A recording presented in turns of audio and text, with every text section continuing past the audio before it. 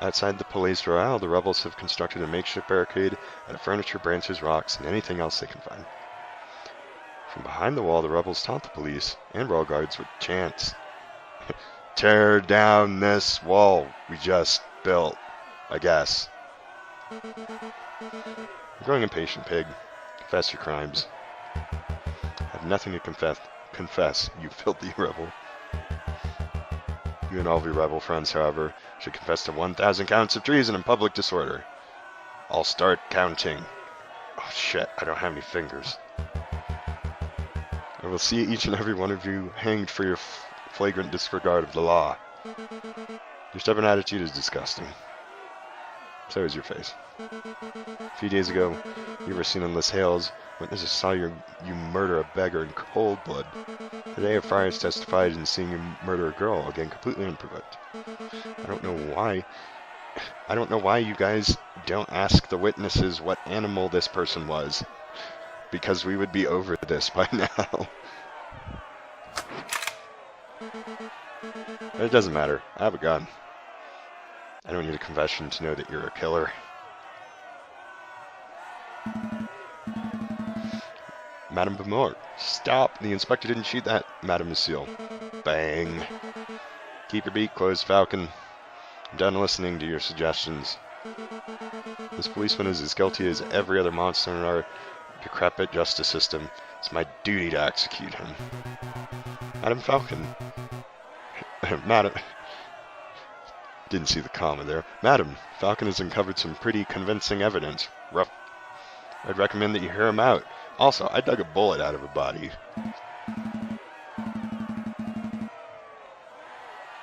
Please, just give me 5 minutes. 5 minutes, and I can convince you of this inspector's innocence. 5 minutes? It's precious time like this. I can't afford it. What if you're wrong? Are you willing to see another dead innocent? Thank you, madame. I didn't actually have anything to say. I was just bluffing. Having my life saved by the Viridian killer? How humiliating. Is everybody the Viridian killer? Quiet, pig. Your life is mine until I say otherwise. Okay, so first of all, let's recap. I'm the Viridian killer. I mean, shit. Pierre is a Viridian killer. It's him. No, wait, it's... Oh, I'm so confused. Let's recap on what Fira Remus had to say. Wait, where is that friar? He's a key witness to this crime. He scampered as soon as he dropped the inspector off. He said I had some business to attend to, other than this insane riot that's happening right now. Business? Why doesn't he play with my business? Oh god, who put me on this cannon? I can't see without my spectacles and I can't find them. Oh wait, they're on my nose. Man, oh man, these barricades are looking pretty scary. I should probably blow them up. I should do it. I should just do it. I should light this cannon and run away. But I mustn't fear, for I'm a brave duck. Quack. I'm the great Officer Beck, handsome, intelligent, strong, truly fearless. A truly fearless hero who will be remembered for... Oh god, did I just lay an egg? Hello, officer. Do you have any eggs? Ah, you scared me. Monsieur, wolf face. Friar, actually. Friar Remus. Remus? Listen, officer, I have something of great importance to tell you. It's not butter. I was just passing by the rebel camp and I overheard a conversation. They were making fun of you. They said you weren't brave and you weren't intelligent and that you weren't a duck. They also said your hat was funny. Oh, this sounds good. Do go on. I love stories. They say they were going to launch an assault very soon. When they do, they're going to rain hellfire on this place. Also, could you point that cannon away from my chest? Oh, no. Just as I feared. What'll we do? Ha, ha, ha. It's simple, officer. As soon as you hear the first gunshot, you need to retaliate. Just wait for me to get out of the way of the cannon first. And hit them at everything you got. Every cannon, every rifle, every piece of artillery. Just throw it at them. This thing has wheels, doesn't it? Don't leave a single piece of that barricade remaining. That is the only way you can be... That's the only way you can be to survive. Just think of it as block breaker. Ah, total annihilation. I like it.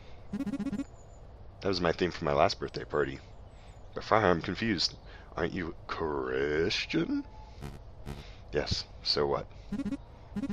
I don't know. Just her idea doesn't seem very Christian-y. Oh, haven't you ever heard of the Crusades? Ah, I see. You think this is a moral issue? I will have to eat you then. Let me tell you a secret, my dearest duck friend. Oh, he's totally gonna eat him. Eat the duck. Eat the duck. There is no God, no overarching morality, higher power, higher plan, no heaven to save the righteous or hell to punish the sinners. It is only you, your artillery, 10,000 rebels who want to dine on Peking duck tonight. Do you understand? It's like, no, I'm not Chinese. I don't understand. That's an awful lot to take in. Let me simplify. It's you or them. It's me or them. Forget about the Friar Falcon. We all remember what we had to say. Present your case based on what you can recall. Yes, let's have a trial right in the middle of this riot. Okie dokie. But you may want to wipe that mouse off your shoulder first. There's a mouse on my shoulder? Oh god. Get him off me! Oh, it's you, Mousy. Monsieur Falcon, Monsieur Falcon. Special delivery from Heinrich Volz. He's getting... like, gives me a wet willy. Oh, thank you, Mousy. What is this? It's a black seashell. You can use it as an eye patch. It was found on Remus's brother's clothing. Remus's brother?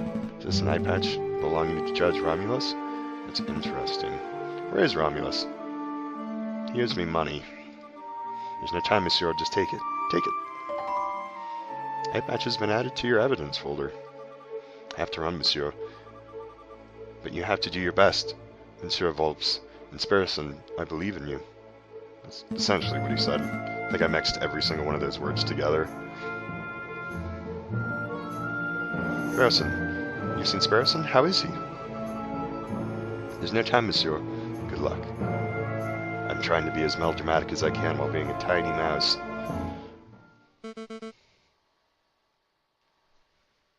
Are you quite done, Falcon?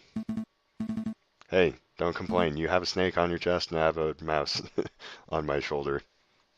Nobody's going to be the wiser here. So let's begin this trial. Okay, so let's remember what the friar said. Select a statement to question.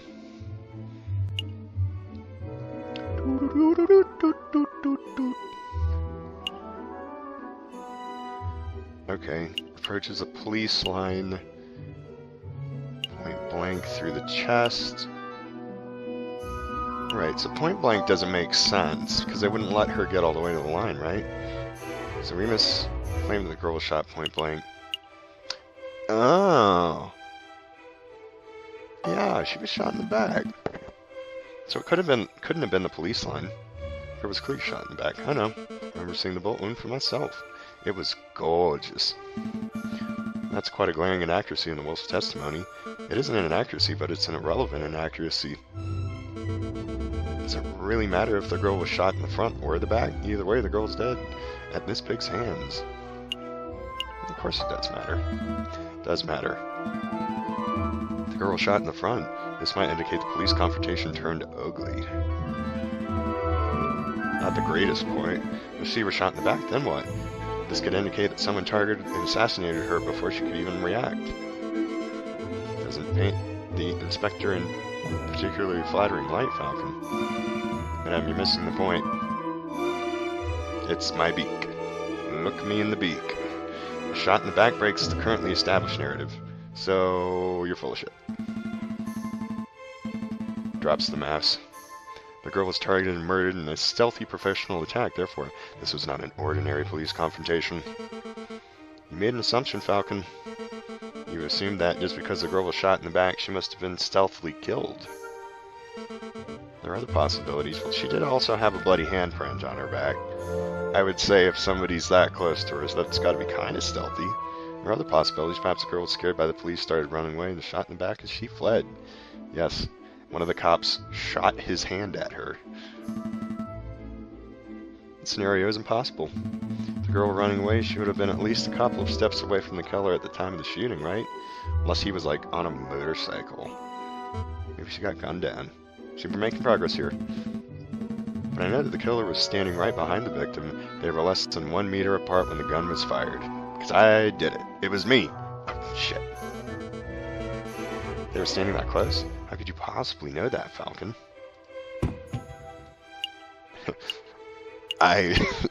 We know it was close because there was a bullet. We all know that bullets are close range weapons. Oh, I'm getting all congested for no reason.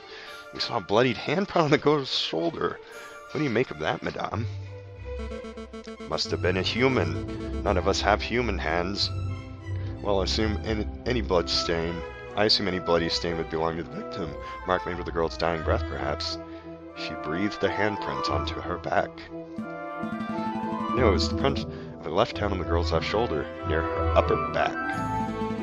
The angle and positioning of the print indicate that it can only have been caused by another person. My head! I'm seeing stars. That's why I'm so certain that the killer was right behind the girl at the time of the attack. I see, that's quite a theory. Falcon, you've left an important question unanswered. Why was the handprint bloody? The print was made with the victim's blood. Yes, it can't possibly have been made prior to the shooting. The killer must have wiped his hand on the girl's clothing after she already died. If that's the case, then my suggested scenario is still possible. The girl may have been running from the police when she was shot. No, that's preposterous. I'm feeling lightheaded. I haven't eaten breakfast. I need some Prilosec. But I know that the print was made prior to the shooting. Maybe the shooter was injured, and his hand was already covered in blood. Talk about breaking the established narrative. Now you present me with a baseless drivel. Well, where do we go from here? How does handprint nonsense really affect the situation?